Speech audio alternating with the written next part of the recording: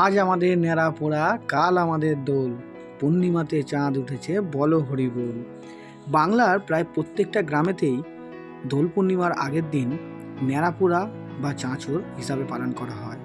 আবার কেউ কেউ হোলিকা দহনও বলে। এই ন্যাড়া পোড়া কেন করা হয়, এর পিছনে রয়েছে একটি পৌরাণিক কাহিনী। ভিডিওটি শেষ পর্যন্ত দেখুন এবং পৌরাণিক কাহিনীও জেনে নিন। পুরাণ মতে জানা যায় এই দিন হলো অশুভ শক্তিকে বিনাশ করে শুভ শক্তি জয়ের দিন। রাক্ষস রাজা হিরণ্যকশিপু তার প্রজাদের উপর অত্যাচার চালাতো, যে অত্যাচারে অধিষ্ঠ হয়ে ওঠেন প্রজাগণ। এদিকে রাজাকে দমন করা সম্ভব নয়, কারণ তিনি ব্রহ্মার বর পেয়েছেন, তাই তিনি নিজেকে অমর বলে মনে করতেন। তিনি যে বরগুলি পেয়েছিলেন তার মধ্যে হলো কোনো মানুষ বা কোনো প্রাণী তাকে মারতে পারবে না, ঘরের ভেতরে বা ঘরের বাইরে তাকে মারা যাবে না, অস্ত্র দ্বারাও তাকে আঘাত করা যাবে না, তার মৃত্যু জমিতে বা জলে হবে না, শূন্যতেও হবে না।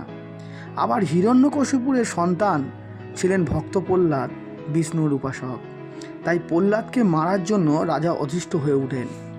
তিনি তার একজন অনুগামী হোলিকা নামক অসুরকে বলেন, রাজা ব্রহ্মার বর পাওয়া চাদর যদি তিনি জড়িয়ে আগুনের মধ্যে বসেন তাহলে তার আগুন লাগবে না, কিন্তু অন্যরা পুড়ে ছাই হয়ে যাবে।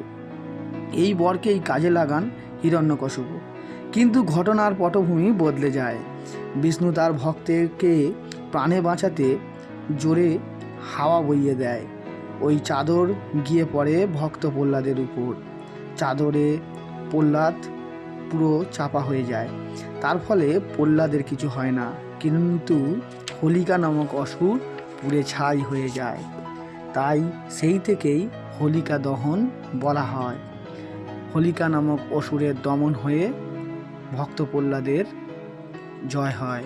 তাই অশুভ শক্তির হার আর শুভ শক্তির জয় হিসাবে দোল পূর্ণিমার আগের দিন এই হোলিকা দহন হিসাবে পালন করা হয় প্রত্যেক বছর দোল পূর্ণিমার আগের দিন। এই প্রথা হয়তো ধীরে ধীরে হারিয়ে যেতে বসেছে, কিন্তু এখনও অনেক জায়গাতেই প্রথা মেনে শহর কিংবা গ্রাম অনেক জায়গাতেই সাধারণ মানুষ এই ন্যাড়া পোড়া বা চাঁচর বা হোলিকা দহন পালন করেন।